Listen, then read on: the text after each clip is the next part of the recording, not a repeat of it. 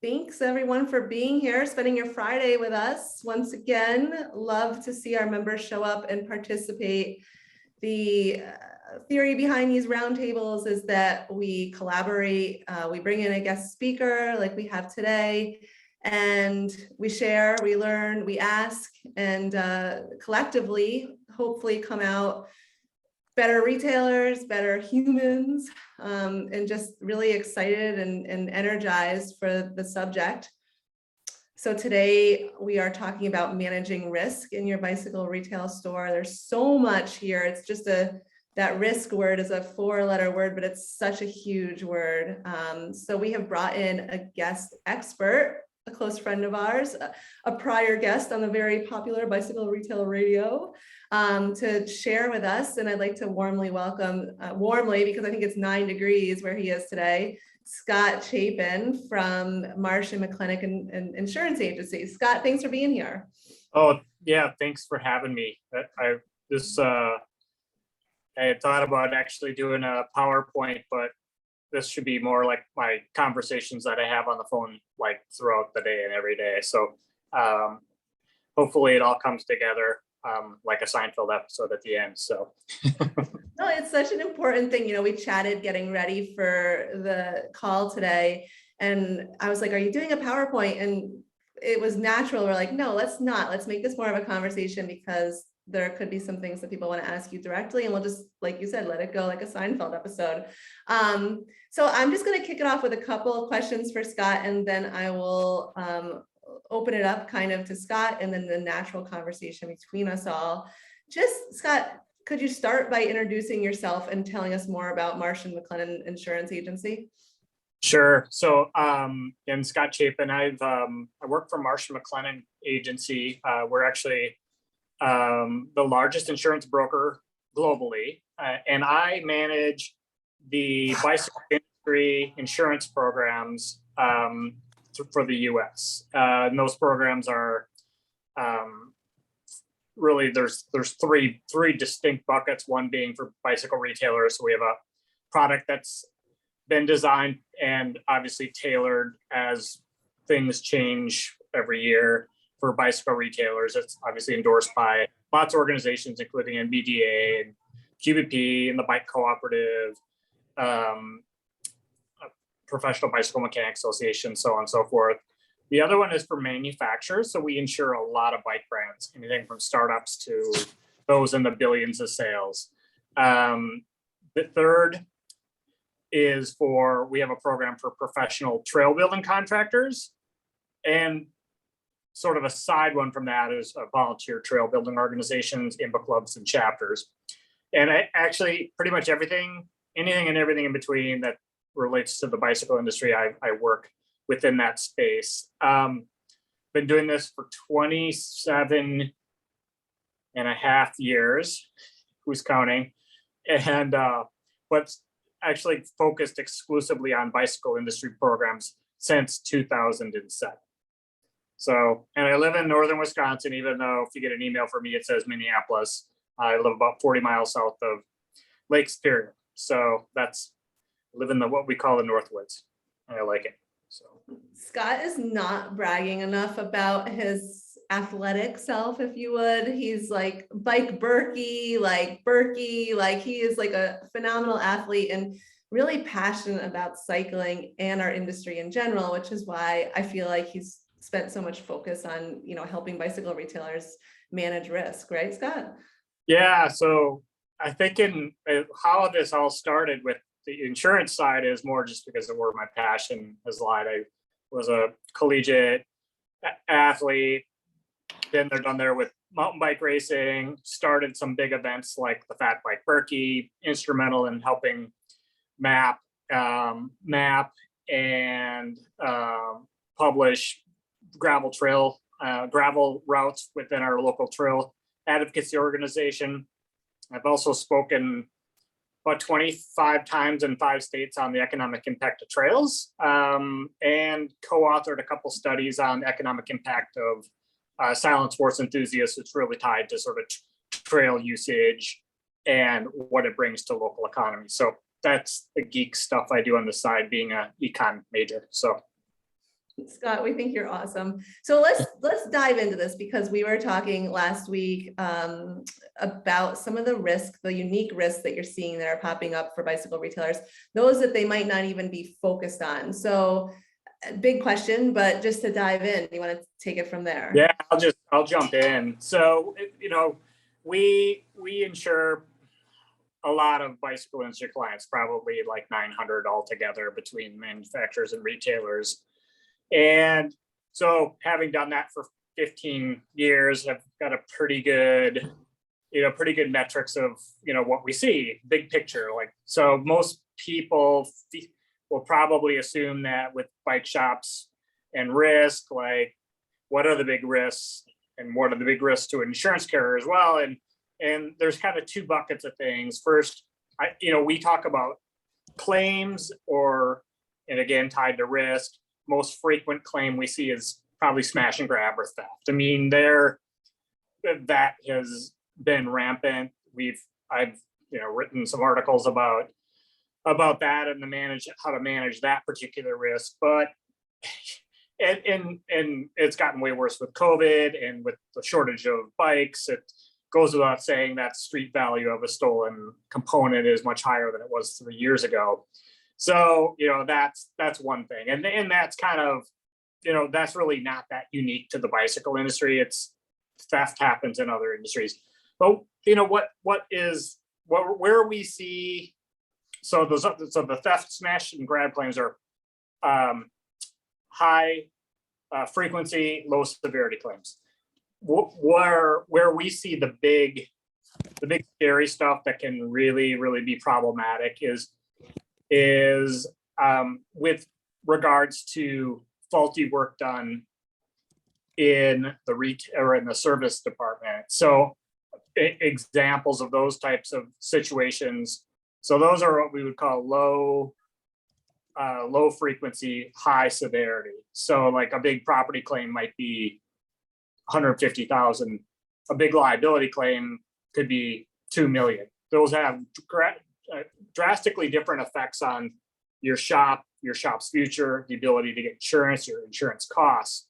So the types of claims really tied to the service department are due to faulty work causing, most of the time it's a bodily injury claim to one of your customers. And examples would be, not tightening something properly, wrong torque specs, not bleeding brakes properly. There, it can kind of go on and on. And what happens, and I'll give just a couple quick examples. We actually had just paid a claim for $2 million. So it's kind of good to kind of work backwards with something like that. What happened? It was a retailer that installed a fender. They found out it was installed incorrectly. The retailer kind of acknowledged that it just didn't seem like it was a good fit for that particular bicycle. And if you can think of anything on the front end of a bike, including a fender, what happens when that jams the wheel? It's way worse on the front than in the back. It's like slamming on your front brake, slamming on your back brake. Which has the worst outcome? Well, it's going to be the front. So, paralysis type claim, basically tied back to the work done in the retail, $2 million claim, $2 million. And in the last 15 years, I think it's safe to say we've seen 15 to 20 claims over 200,000. So, is that a lot? I think it's a lot, especially when the average, from an insurance standpoint, when the average bike shop premium is only like $5,000 and you're dealing with these catastrophic type claims. So ultimately, that's one example. Brakes can be a problem, but so really, okay, these things happen. I mean, it happens in other industries. It happens in the auto industry, auto repair. So what can you do to kind of prevent that? What's the best, if you end up in the courtroom or even through, mediation, what is the best way to manage your risk? And I always look back at like what a plaintiff's attorney might ask in court. So you're either getting deposed or you're in court. Plaintiff's attorney, personal injury attorney is going to ask some questions. Now, how you answer those can be a roadmap for risk management in a retail shop. So a lot of times the first question a plaintiff's attorney will ask is they'll ask or subpoena copies of your service records. And that they often lead off with that question because they know the answer. Maybe we don't have those. We don't keep records. We don't have anything archivable. We can't go back and even, and that might be your only defense. I mean, we had actually had claims where they couldn't produce that. And it was basically, he said, she said, no record of that particular customer ever even being in the shop.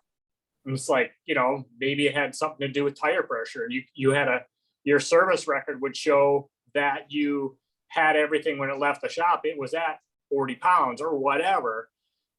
So that's like the first thing is really record keeping, having archivable service records as your first line of defense.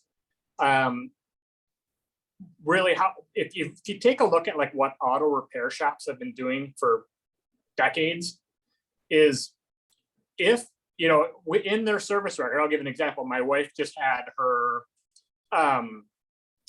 snow tires put on her car, and they when they got done there, before, like, they actually called and said, we noticed that your brake pads are down to 15%, and you want us to repair that, yes or no? And it, you know, if she had said no, they're making her sign something. So that's an example of really how things should be going, because they're doing that for two reasons: to write more service, right? And then secondly, for litigation prevention or defense.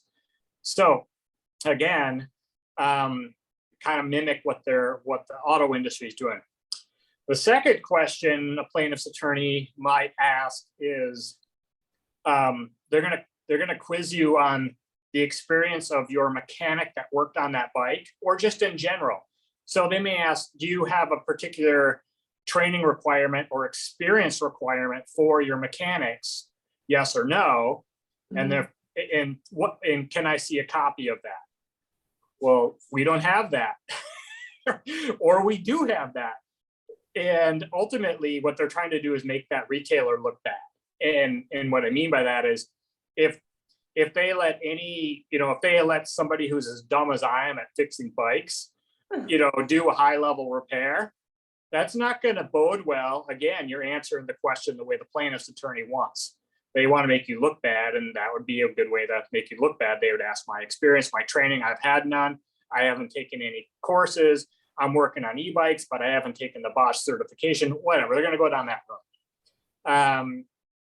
They're also going to kind of drill down and ask, obviously every bike shop can't have every mechanic be like super experienced or quote unquote certified, but they should have tiers. What do the newbies, what are they allowed to work on, and who's supervising them?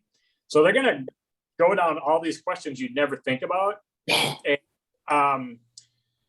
those are a couple things that they're going to do. They may even ask about,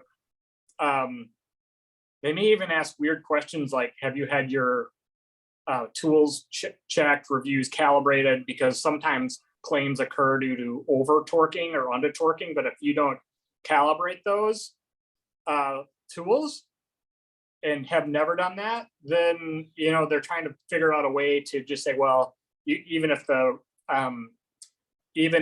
mechanic said, well, it was at X, is it nano? Yeah, I forgot the torque.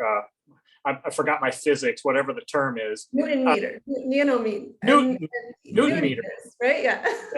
Newton. So Newton meters. Okay, there we go. Like the Apple guy. This is what I'm telling you. We help each other. Yeah, thank you. I'm not a mechanic, but I play one on TV. So they may just say, well, you say that it was at this spec. When's the last time you had your tools calibrated? Well, we've never had them calibrated. You know, they're gonna try. So again, trying to have a sort of, you know, have a sound and something that's archivable. They're going to ask for written. What's your written? What as far as the experience, you know, they're going to ask for that in writing, or, you know, they may do it verbally. But again, making sure you sort of have a plan and can answer those questions are super helpful. And I think there's one other thing that's commonly, having a list of repairs that you just won't do. Or I think a lot of retail shops, from my experience working with them, and then, you know, having 10 bikes in the garage, I've dealt with shops a lot. They're people pleasers. I'm kind of a people pleaser, so I get that. And ultimately, they don't want to say no to repair, but sometimes it's in the shop's best interest to forego the $60 in labor to avoid the risk if it's a lousy product. Again, back to the auto industry. I remember when I was right out of college, I had this crappy 1982 Toyota Tercel that I learned to drive on, like way back when, and my parents still had it, and they gave it to me as a spare car. I went to get a oil change, and the mechanic said, I won't work on this. I'm not even going to change your oil. I'm like, why? Because your frame is so rusted. I don't want to be the last person in the chain, in the stream of commerce, that touched this for liability reasons. And I was like, I kind of understood what he was getting at, but, you know, I was just right out of college, and I'm like, I can respect that. And off to the recycled scrapyard, the car went, because it was like, you know, he pointed out something that was, you know, I wasn't mad. Some people would probably get mad, but same thing with bikes. You know, what we're running into right now, which is a whole nother topic, but it really ties in, is, you know, with a lot of the bikes that are bought and sold on Amazon, what you don't know and what I know are different. You know, what you don't know is that a lot of these bikes don't have any product liability. The companies don't have any product liability in North America. So what does that mean? Again, last individual in the stream of commerce to touch the bike, even if that isn't what the part that maybe caused a bodily injury claim to a customer, you're going to get tagged in that suit. You will get named. And I've seen companies pay because there is no recourse, because XYZ manufacturer overseas doesn't have product liability coverage outside of the country of origin where it was manufactured. So it could be wherever, Asia or Thailand or Vietnam or Germany. But ultimately, those foreign-based entities don't have coverage unless there is unless they have a legal entity in the United States that are acting as the domestic importer of record.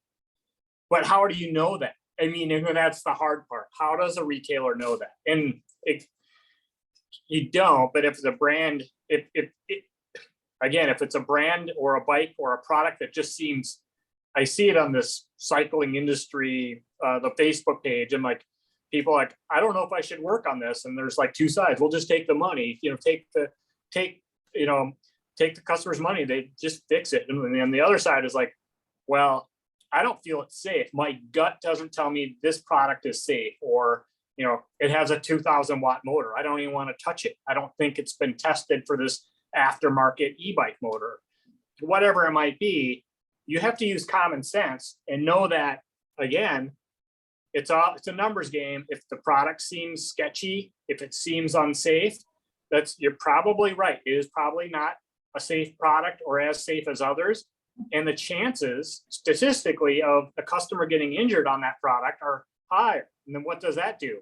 Well, you're probably going to get dragged into the suit if you're the last one to touch it or repaired it incorrectly, especially like, you know, e-bikes, electronics. You know, we suggest that unless it's kind of a known brand, you don't touch electronics unless you've been certified, because there are so many products that, you know, we don't know about the QC. We insure a lot of e-bike manufacturers, and I know what questions I ask about the batteries and the chargers and whether they're UL approved. Why? Because why do we ask these questions? Because there's been a bunch of fires.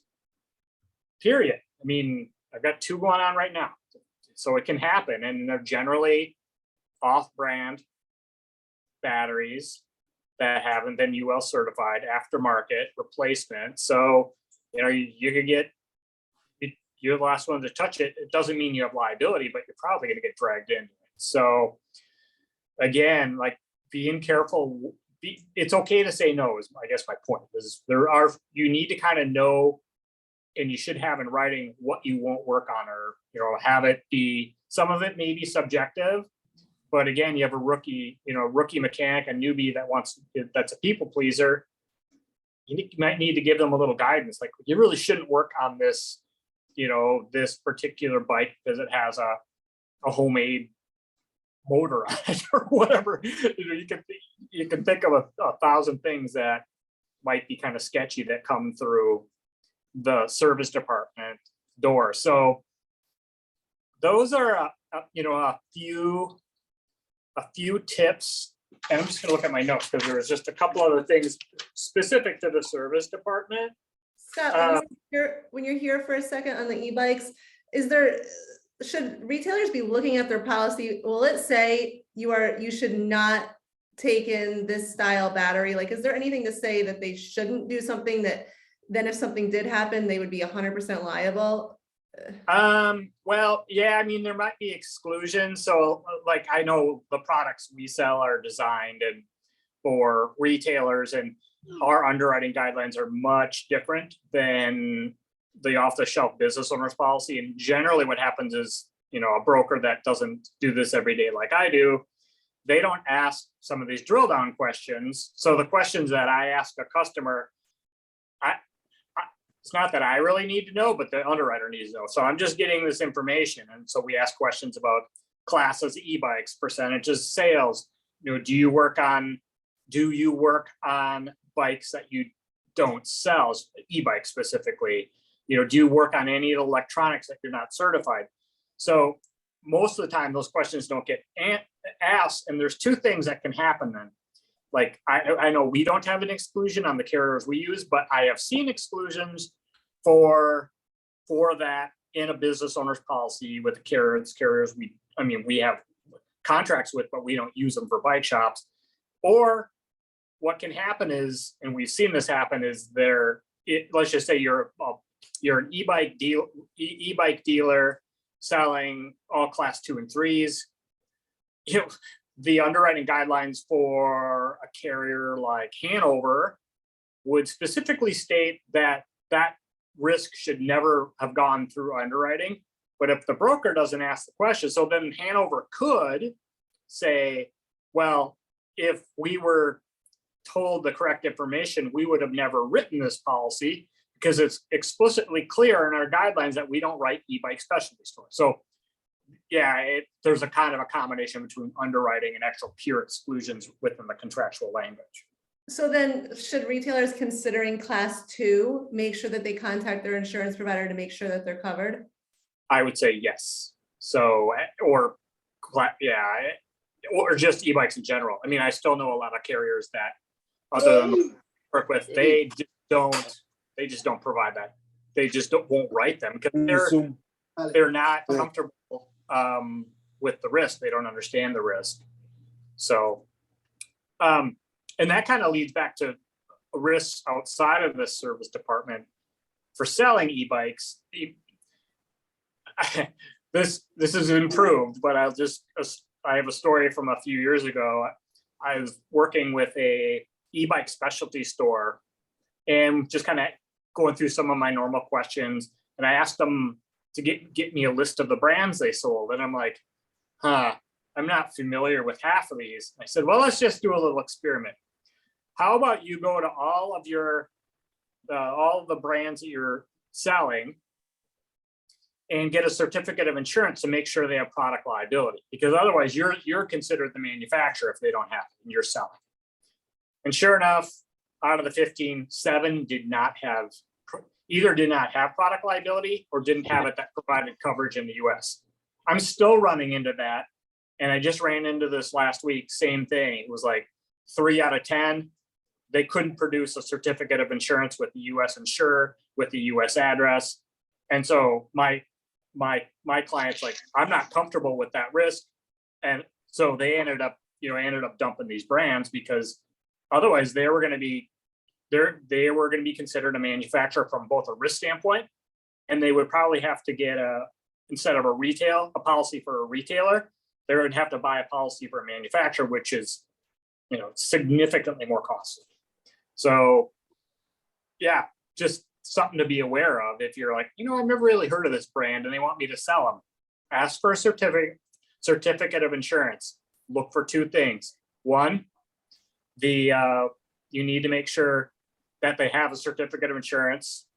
2, they need to have a US address as a named insured. I guess there's 3 things.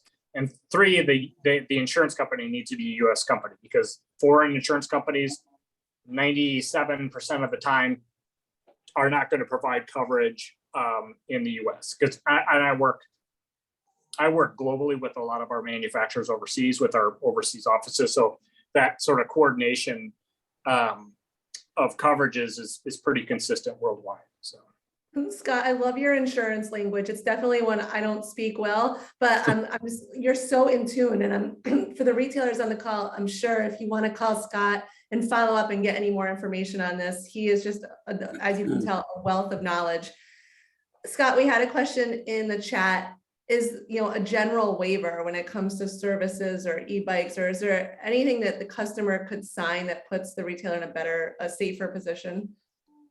So kind of a legal question, not an attorney. But what I've been told by attorneys is a release of liability for service work that is where the retailer is getting compensated. It's probably not admissible. But again, having a checklist, unlike a rental liability, right? That's different, bike rental. You almost have to check with local counsel to see what states that is or is not. But normally, just having that checklist and having that work order signed, and any having a checklist like, we noticed your tires are dry rotted, we suggest replacing, check, so the customer can acknowledge that these potential safety hazards have been that they were spoken to about, and whether they accepted or declined. Then you have it's no different than it's almost like the same. I have a release of liability scenario where I had a retailer rent a bike, person refused to take the helmet, completely refused. He said, well, they made him sign a statement that the helmet was provided, declined to take it. He was dead 15 minutes later. He crashed, overcooked a corner and died. And that held up in court. So I see weird things like that. And I would say that no attorney took the case, probably because there wasn't a case, because they realized the person's spouse witnessed the whole signing of this. So again, I just think record keeping, and if something doesn't seem safe or something needs replacing, don't just have a conversation. You need to, I know it's a pain in the butt and it takes time and you're busy, but in the long run, you're going to wish you had done that if something occurs. So, Scott, many of us are going paperless, but some of us still, Cisco just held up a piece of paper. How long are we keeping these records for? I would say it's sort of state dependent, because I think it's going to tie to the statute of limitations. And I always say indefinitely. Wow. Okay. But I mean, but probably a minimum. Yeah, we keep ours. I have tons. We are in the blue collar area. So a lot of people find bikes and then they want us to fix it. Some of them are corroded. They get mad at us because we don't want to touch it. We have this waiver in 3 languages because it's in English, Spanish, and Portuguese, because that's the neighborhood we are. Yeah. And there is an area there that I point out each and every part that I don't feel comfortable fixing, or wearing, giving a awareness to the client, to the customer, that it needs to be done ASAP. And they sign, sign, and 99% of the people decline to have a copy of it because they don't feel that is important. But I have worked in bike shops in New York and here in Massachusetts that they've been sued and they've been in the verge to lose everything that they have worked so hard for. So me watching, I like to watch, I learn, I speak a lot, I talk a lot, but I watch a lot. And one of the first things when we open the bike shop is like, we need a freaking waiver, because I don't trust anybody. I don't even trust my shadow sometimes. It keeps following. So I don't know what he wants, but it has saved me few headaches in the past, because some of the clients have come back. Oh, you didn't fix my brakes. Say, well, let's see. I have this in the system that you declined for me to fix the brakes. So it saved my ass. I recommend this in paper, because the customer should feel it's important. Paperless, I don't think it's too personal yet. Yeah, and the paperless, well, the paperless can just be how you store it. You know what I mean? Like if you had a system where you could just scan and store that, you can, again, if you plaintiff's attorney, you get subpoenaed and they ask for that, whether it's paperless or the actual paper in your file cabinet, it's irrelevant. But yeah, I mean, so we're talking two different things, but I totally agree. So. Scott, we got lots of questions coming up. Cisco, thank you for sharing that. You're awesome. Lots of questions coming up. So James Moore, thank you for being here. He says, do you recommend any special structures for storing batteries? From an insurance risk standpoint, do you have any suggestions there? Yeah, and obviously most people are aware of what People for Bikes are doing as far as the storage. And I was actually kind of involved behind the scenes, helping consult. They kind of wanted the same question addressed, like how do the insurance carriers feel about this? And ultimately, what's really interesting about the lithium ion battery storage. So I talked to our risk management team, they're kind of generalists, right? But they're they actually went to school to be a safety consultant, and a lot of it is work comp claims back, OSHA type activities. And they, what they said, and what might be the truth about lithium ion batteries is the steel containers that we would normally use for combustibles, paint, solvents, it may not be what is best for lithium ion, because those containers are designed to keep fire, to help keep fire out. Whereas the containers that are recommended, these bags, which I don't know what the proper terminology is, those are designed to keep the lithium or the combustibles in, the flames in, from going out. Because when you have a paint can in a steel container, that's probably not going to start on fire. But what the concern is with the steel container is that if there's a fire in your service department, in your back room, you don't want these cans to explode. So I don't know what the right answer is. I mean, obviously, these kind of bags and the apparatus, the little the containers that are being provided by the program for the recycling are probably way better than nothing. Because at the end of the day, most of these batteries don't combust or start unless they're damaged or they're hooked up. I mean, these are statistics. There's obvious exceptions. So either damaged battery or hooked up to the wrong charger. So I'm sorry to interrupt, but I worked before. I used to work in the car industry, and the way we stored, we have 3 containers. One is for oils, one is for paint and all the things that can combust. Say that the temperature is 100 degrees outside and the chemical reaction, and another one for batteries, car batteries, and batteries. Those are considered explosive. Therefore, it's total different container. You cannot, and I please don't say it doesn't matter, because you cannot put batteries where the paints are. Oh, for course. All the liquid battery is a battery, is an explosive. So it has to be certain thickness. So it's a specific for battery. Yeah.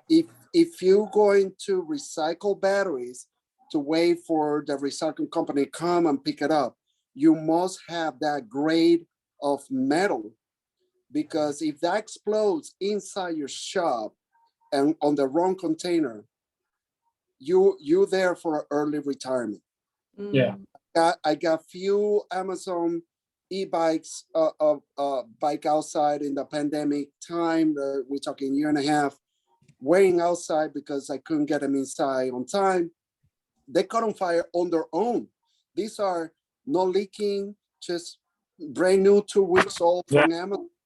They were, fire department was here. Thank God they were outside. If that bag is overnight on my shop, I'm done. Completely done. So since those days, I tell the customer, take the battery away, take it with you. I'm here to do mechanical work, no electrical. Yeah, and I think that's a good. I think that's a great suggestion. And obviously, any battery that appears to be damaged, definitely do not store it in the shop. Store it outdoors, and that's sort of the standard recommendation. So,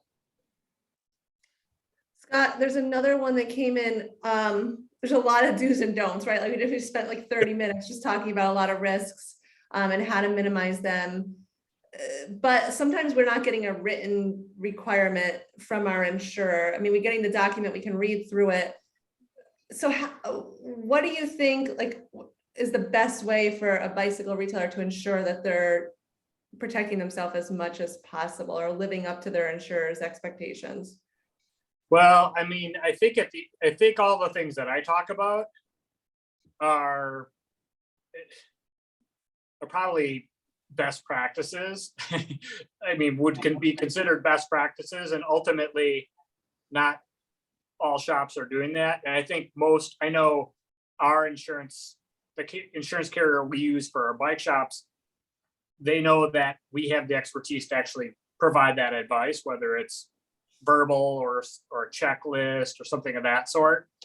I really don't know some of these other carriers. I think they don't even know where, how to manage risks with bike shops, especially in the service department, because they're writing it on the same coverage form as a 5 and dime store. So yeah, I mean, there's no right or wrong answer. I mean, obviously, if you're a customer of mine, I'm happy to provide any guidance, and I've written tons of articles, and that's all I can do for now. So I have a question that came up in one of our P2 group meetings talking about risk.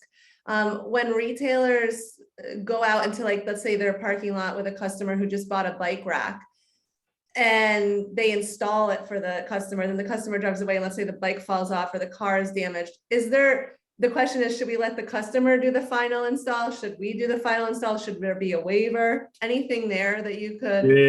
Yeah. I mean, that's a tricky thing because, technically by the letter of the law, if you damage their vehicle, you need to have what's called garage keeper's liability, and most shops don't want to pay $1,000 for that or whatever it is. I mean, it can be expensive because it's a quirky coverage. So, you know, and really where we see these claims are because a lot of these vehicles have these automatic lifts that come up. And so you bump a button, all of a sudden they're like, well, I wasn't done with the rack, and it goes crunch. And we've seen that happen a couple times.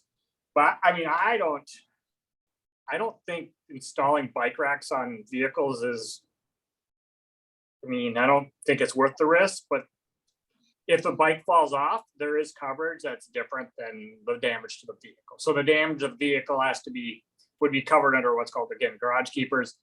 The general liability, it would really be product liability. Your product could be assembling a bike. It could be assembling or installing a rack. So you still have coverage for that scenario where the rack comes off and injures a vehicle behind the vehicle that your customer's vehicle. So, yeah, I don't know. If I always say if it were me, I wouldn't do it. I would maybe help them, but you know, or just sell receiver hitch racks that are much more simple than other types of racks where, you know, for as far as potential for damage to the actual vehicle itself. So. Yeah, it's such a tough one. Sorry, I gave you a loaded one there. You know, I just figured. There's no right or wrong answer. Again, it's a judgment call if you want to take the risk, but those are what it is. So I'd love to open it up for some questions. I saw James. Do you have a question for Scott? I do, and apologies for being late. I still can't figure out different time zones.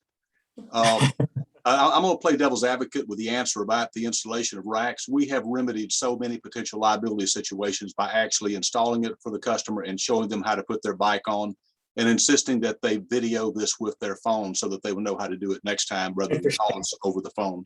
That saves a lot of complicated phone explanations a week later. That's a good idea.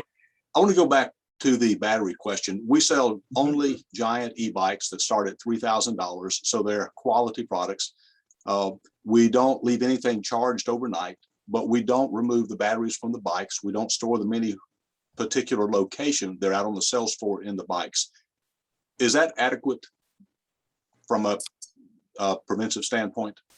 I mean, I think because they're new and because it's a known variable. I mean, you probably obviously Giant or any of these bigger manufacturers, they're making sure that the batteries and chargers and the motors are all UL approved.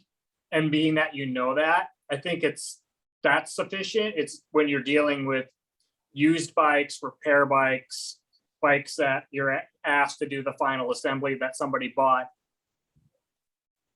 on the internet. You don't know anything about those, right? And that's where I think you need to take, you need to be safer. I mean, in a perfect world, and I realize how it is, in a perfect world, I'd say, yeah, keep the batteries outside of the bikes. But, it's just, how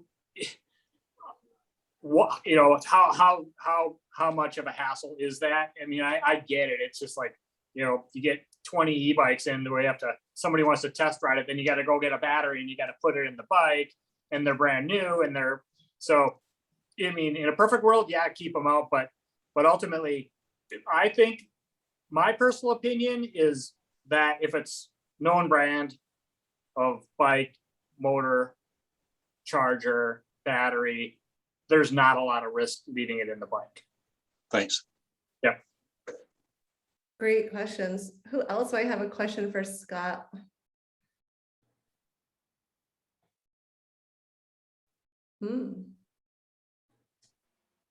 Well, Scott, yeah, Neil. Can we assume that the better known brands have liability insurance? I mean, you talk about getting a certificate of insurance. How do we know who to bother about that and who not to? Well, I don't think there's a right or wrong answer. Here, when I'm doing my work with the manufacturer, retailer, if it's something a company that I'm just not aware of or I don't see all the time, I'd ask. Again, I've been shocked. My customers have been shocked. Like, brands that mean, I see it because I write product liability. I'm like, okay, here's a company that does 20 million in sales. They need product liability. I see that they've been selling bikes in the US for 3 years and they're coming to get product liability for the first time 3 years in. Huh. Well, and I've heard of the brand. So yeah,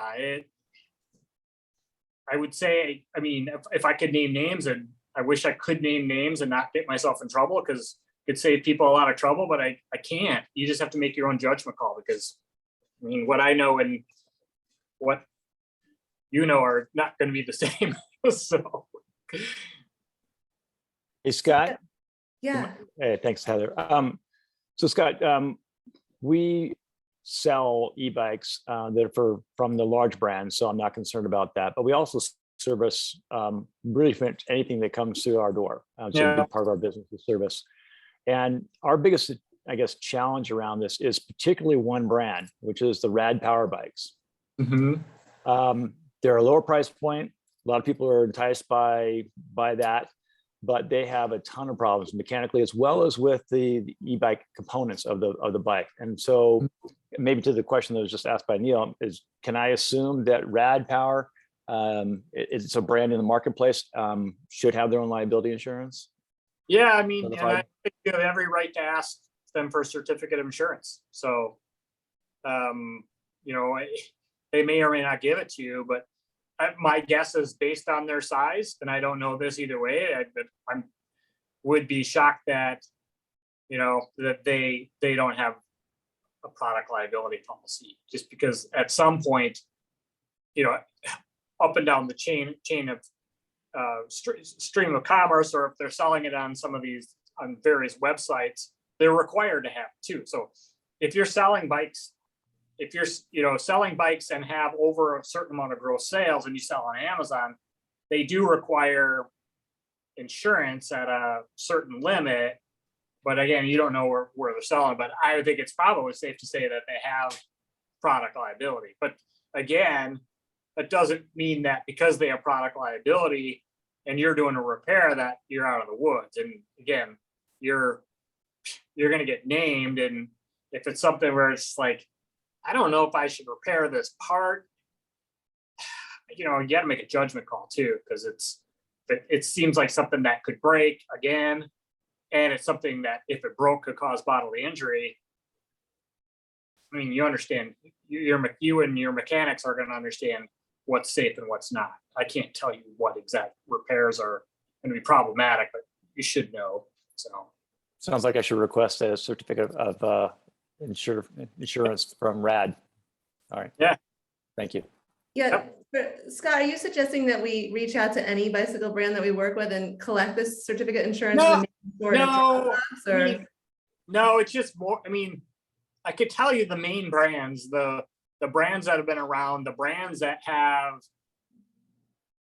the safest way to look at it is if you have a US distributor that has a US office and a US warehouse, I almost guarantee that they have product liability. If it's a foreign company that, I mean, a lot of bike shops buy bikes from these companies overseas and they don't realize it, but they're the importer of record at this point. So whether they've done it to the letter of the law or not, but if they're just getting these bikes and they're selling them in the retail shop and they have, that manufacturer has no domestic presence, meaning a warehouse, an office, an address, an insurance policy. Yeah, so I think, you know, brands like, you know, Pivot or Salsa or whatever, you know, I mean, we all know they're domestic, they have presence here, and it's safe to say they have product liability. It's the rest that's where I run into, which is why I'm focusing is there's actually a lot of bikes that are sold direct to consumer and even through some retailers that don't have a domestic office. They don't have a US domiciled importer of record or insurance. So I just know this. How do you tell if a certificate of insurance somebody sends you is legitimate, current, whatever? Is there such thing as fake ones? I've never seen one that's been altered. Good. Yeah, so I would say it usually has to come from the insurance agency, but you got to look for two things. got to look for the named insured. The named insured needs to have a US address, number one. And then number two, you need to make sure that when they show the limits of liability in the insurance carrier, that it shows products and completed operations. That's the main exposure. That's product liability. So. Hey, Scott, I know you're being careful and don't want to name names, but it certainly would be helpful if there are certain manufacturers that you're aware of that do not typically have their certified insurance. Yeah, I Looking can't them just out. be a prospect. We have 600 offices. I have to be very careful. Understood. It leaves a question mark for all of us, though, I think, is. No, it We does. service some various brands, though. All I can do is make you aware that you have the right to ask, and Okay. this is what to look up for in a generic sense. I mean, I would love to be able to provide a list of the brands that I know have product liability. I mean, it would make things so much easier, but unfortunately, I would lose my job and be trying to have one of you hire me. So if that happens, All right, we don't want that to happen, so I understand. I can always ask. Yeah. So. We love Yes. Scott. I love these questions. Anyone else have any questions for Scott? Scott, thank you. I mean, these are some good things to point out here. you're welcome. That was fun. So if anybody has any questions, can certainly just email me. Just not this afternoon because I'm going to go for a bike ride. So it's been a long week. So yeah. Yeah, Thank I you. shared your email in the chat so everyone can grab okay. it out of there. And I also linked to the page that we have for Marcia McLennan on the NBDA website as well. Yeah, and on our page, there's some videos and some articles I've written, and you know, I've written for a lot of different publications, so you'll see that if you can just Google it, you might even find the answer online. But I'd rather talk than email, so just call. Yeah, Scott's the best. He just is like, let's just call quick and figure it out or whatever. So I love that about you, Scott. Well, thank you. Thank you for giving time on this Friday. And I hope everyone has a great weekend going into the holiday. It's super busy and we appreciate you being here. It's always nice to see everyone. Carrie, nice to see you. Thanks for coming up. Thanks for being here. So I guess with this, we'll have a recording of this available up on the website and, you know, as soon as we can, if you want to watch it back or share it with anyone. And yeah, thanks, Scott. You rock, man. I hope you enjoy your ride. Have a good holiday. Thank you. Yeah, bye. All right, thanks, everybody. Bye. Thanks.